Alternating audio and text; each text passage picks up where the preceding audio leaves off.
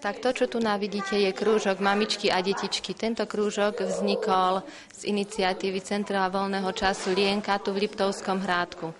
Tento krúžok Mamičky a detičky sme sa rozhodli zriadiť z viacerých dôvodov. Prvý dôvod je ten, že detičky sa tu nás stretávajú v kolektíve a potom je lepší ten nástup do materskej škôlky, keď sú zvyknuté medzi sebou sa trošku aj pohrať a sú zvyknuté aj na seba.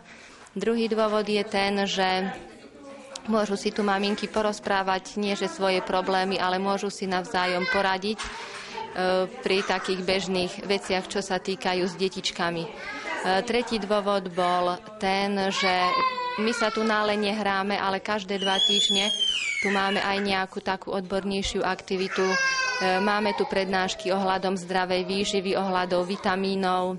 Teraz chystáme prednášku na tému bežné úrazy v domácnostiach, prvá pomoc pri týchto bežných úrazoch. Ďalej od apríla pripravujeme plavecký kurz Detičky, oboznámte sa s vodou.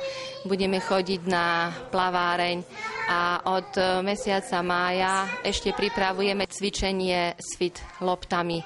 To cvičenie bude pod vedením rehabilitačných sestier. Začínali sme 4 mamičky a teraz sa to rozrástlo do takých rozmerov, že sme museli ešte otvoriť jeden paralelný krúžok vo štvrtok, lebo už bolo neúnosné, aby sa tu stretalo tých 12-13 detičiek.